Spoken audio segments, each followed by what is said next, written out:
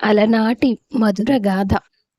పచ్చని పొలాలను హారంగా అలంకరించుకున్న భూమి తల్లి, ముత్యమంత స్వచ్ఛమైన మనసున్న మనుషులు ఉండే ఓ అందమైన పల్లెటూరులోని మధురమైన ప్రేమ కథే మన ఈ అలనాటి మధుర గాథ.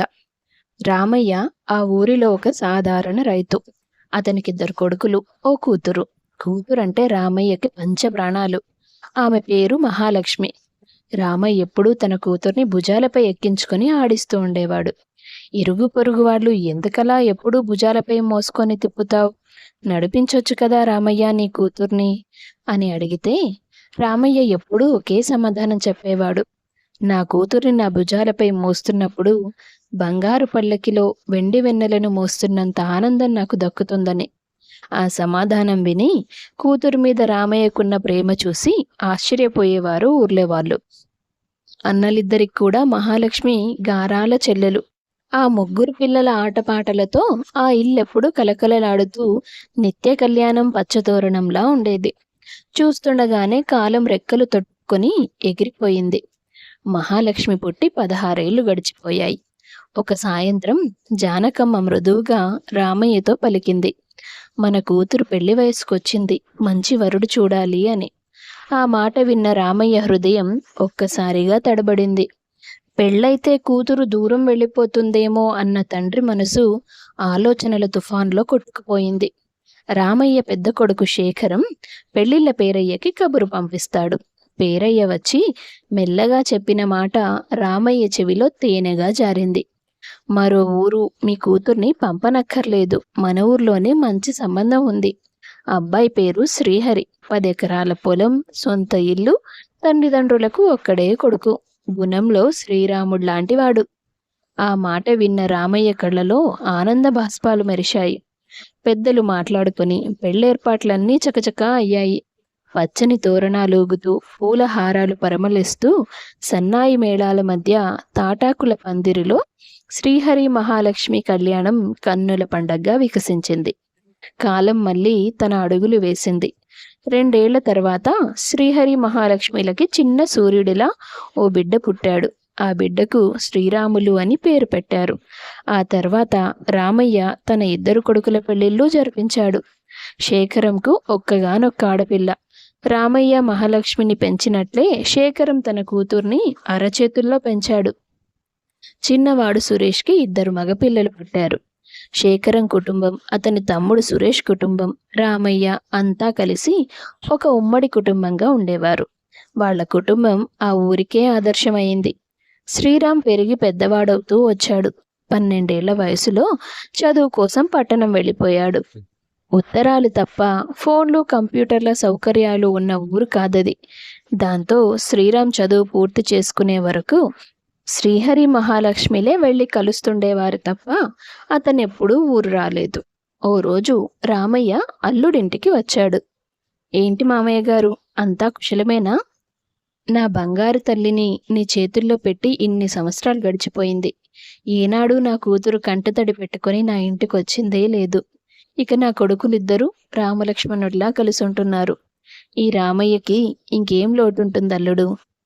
నిజమే నాన్న, మన కుటుంబం ఇంత సంతోషంగా ఉందని ఊర్లో వాళ్ల కళ్ళన్నీ మన మీదే ఉన్నాయి. ఇంతకీ నా మేనకోడలు ఎలా ఉంది నాన్న?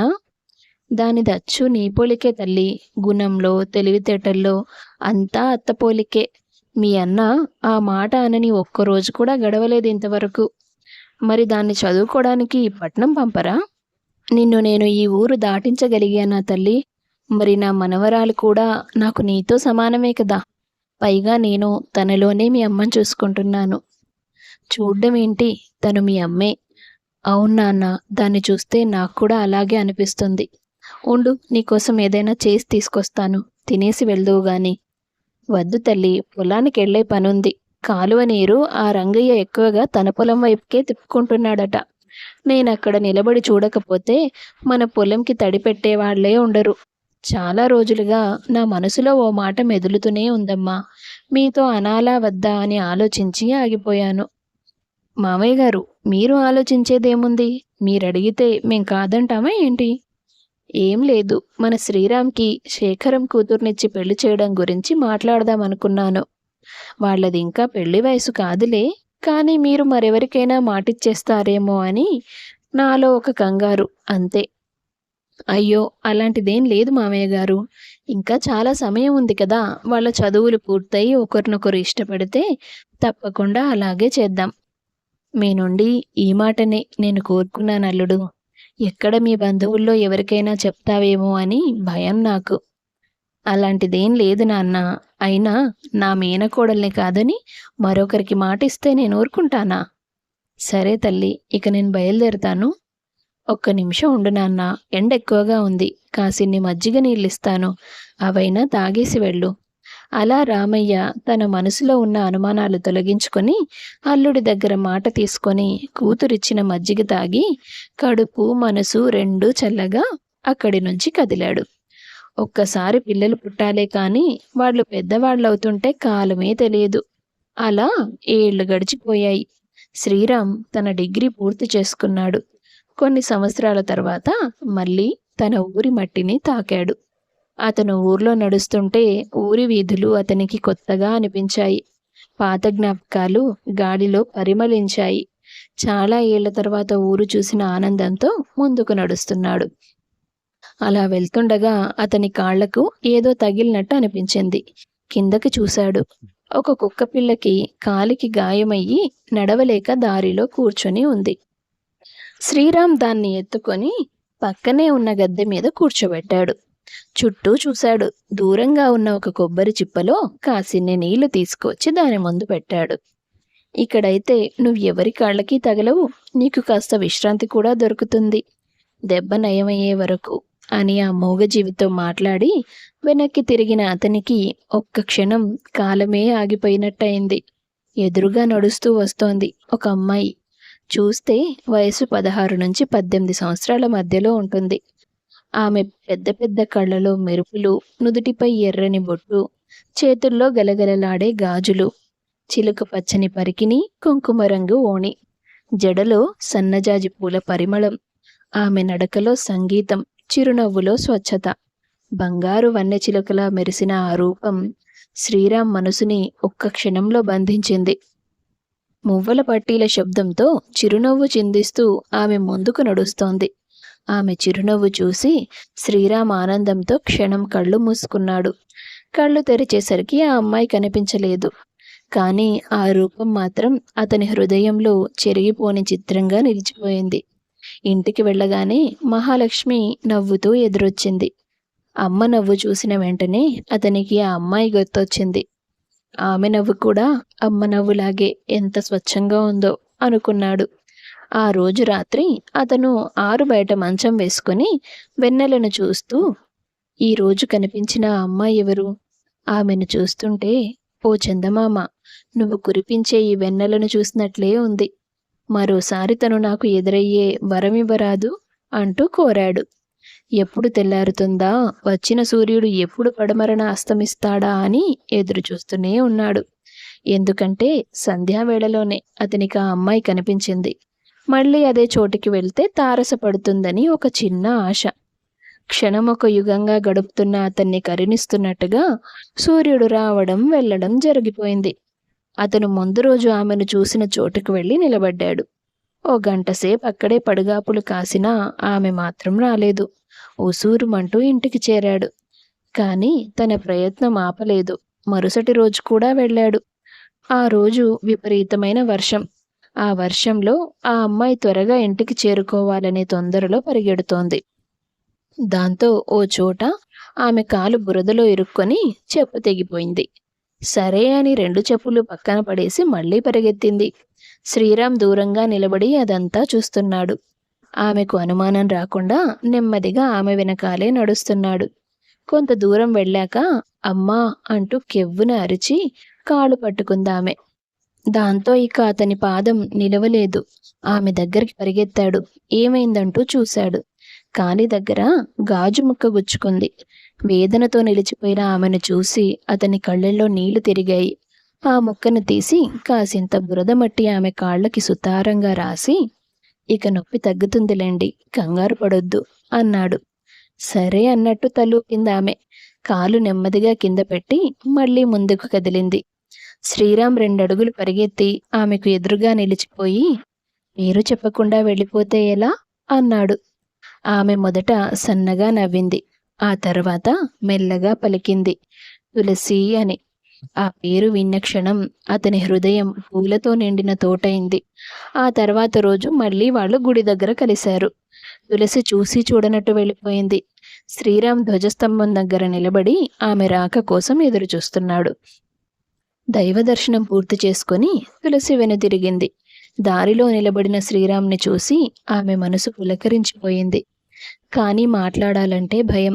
ఆ బెరుకు చూసి అర్థం చేసుకొని, ఇంత భయమైతే మరి ఇష్టపడ్డం దేనికి అన్నాడు ఆమెతో. నేనెప్పుడు చెప్పాను మీరంటే నాకిష్టమని? నాకు మీరంటే ఇష్టం లేదు, అలా అనుకోవద్దని అంటావనుకున్నాను. కానీ ఎప్పుడు చెప్పానని ప్రశ్నిస్తున్నావంటే నిజంగానే ఉన్నట్టుగా. నువ్వు ఇదే ఊర్లో ఉంటావా? ఎవరి కూతురివి? మా నాన్న అని ఆమె చెప్పబోతుండగానే వాళ్ళకి తెలిసిన వాళ్ళు గుడిలోకి రావడం గమనించింది. అమ్మో, నీతో మాట్లాడడం చూస్తే వాళ్ళు మా ఇంట్లో చెప్పేస్తారు.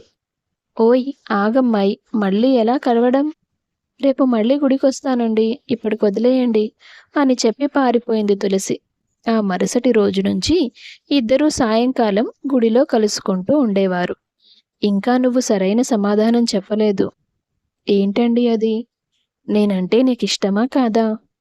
ఇష్టమే అన్నట్టు సన్నగా నవ్వింది తులసి. ఏం చదువుకున్నావు? 8వ తరగతి దాకా చదివానండి.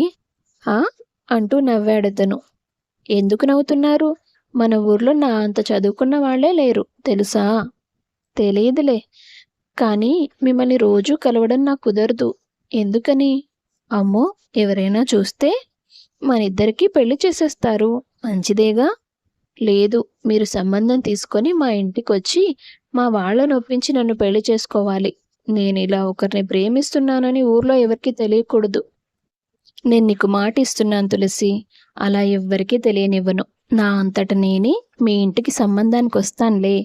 ముందు మా ఇంట్లో చెప్పి. అలాగే. అలా వాళ్ళిద్దరూ అప్పుడప్పుడు గుడిలో కలుసుకొని మాట్లాడుకునేవారు. గుడి ప్రాంగణంలో వారి కలయికలు నిశ్శబ్దంగా వికసించిన ప్రేమ పూలయ్యాయి. వాళ్ళు తమ భవిష్యత్తును ఊహించుకుంటూ ఆనందంగా గడిపేవారు. కానీ ఒకరోజు మహాలక్ష్మి అతనికి ఊహించని షాక్ ఇచ్చింది. శ్రీరామ్కి తన మేనకోడలికి పెళ్లి జరిపిస్తానని కొన్ని సంవత్సరాల క్రితమే ఆ కుటుంబానికి మాటిచ్చానని చెప్తుంది. తల్లి మాట ముందు అతని మనసు మౌనమైంది. నీ మరదలితో పెళ్లి నిశ్చయించాం అన్న మాటతో అతని కళ్ళు తడిచిపోయాయి. అమ్మ ఆనందాన్ని దెబ్బతీయలేక మౌనంగా ఉండిపోయాడు. తులసిని కలవడం మానేశాడు. తులసి కూడా అతను తనని మోసం చేశాడని, అందుకే కలవడానికి రావడం లేదని అనుకుంది. అంతలో కన్నవాళ్లు తులసి పెళ్లి నిశ్చయించిన విషయం ఆమెకు తెలిసింది. కుటుంబాన్ని ఎదిరించేంత ధైర్యం ఆమెలో లేదు. మనసిచ్చిన వాడిని మర్చిపోయి అయిన వాళ్ల ఇష్ట ప్రకారం పెళ్లి చేసుకోవడానికి మనసుని సిద్ధం చేసుకుంది. కానీ శ్రీరామ్ జ్ఞాపకాలు ఆమె మనసును చిత్రవద చేస్తున్నాయి. ఇద్దరికీ పెళ్లి కుదిరింది. పెద్దవాళ్ల సంబరాలు అంబరాన్నంటాయి. పెళ్లి వేడుక కన్నుల పండగగా జరిగింది. కానీ కాలం మళ్ళీ తన ఆట ఆడినట్లయింది. పెళ్లి తంతులన్నీ ముగిసిన తర్వాత తొలి రాత్రి గదిలోకి వధువు అడుగుపెట్టింది. పాల గ్లాస్ పట్టుకొని నెమ్మదిగా నడుస్తూ వస్తున్నప్పుడు ఆమె చీర కాలికి అడ్డం తగిలి కాలు జారి పడబోయింది. ఆమెను పట్టుకోవడానికి శ్రీరామ్ పైకి చూశాడు. అతని చేతిలో ఉన్నది ఎవరో కాదు, తులసి. ఆ క్షణం అతని కళ్లల్లో ఆశ్చర్యం, ఆనందం కలిసిపోయాయి. తులసి మాత్రం మౌనంగా నిలబడి ఉంది. శ్రీరామ్ వెనక నుండి ఆమెను ఆలింగనం చేసుకొని ఆమె చెవిలో, నిన్ను మొదటిసారి చూసినప్పుడే నా భార్యగా ఊహించుకున్నాను. ఆ కల ఈరోజు నిజమైంది అన్నాడు. ఆ మాటలు శ్రీరామ్ తనతో మాట్లాడిన మాటలే అన్న విషయం గుర్తొచ్చి ఆమె వెంటనే తలెత్తి భర్త వైపు చూసింది. ఆనందం తాళలేక కన్నీళ్లు పెట్టుకుంది. ఇద్దరూ జరిగిన విషయాలన్నీ ఒకరికి ఒకరు చెప్పుకున్నారు. అదేంటి తులసి, నేను మీ ఇంటికి చాలాసార్లు వచ్చాను, ఇదెలా సాధ్యం? నేను రోజు చేనేత పని నేర్చుకోవడానికి వెళ్తున్నాను బావా, అందుకే మనం కలవలేకపోయాం.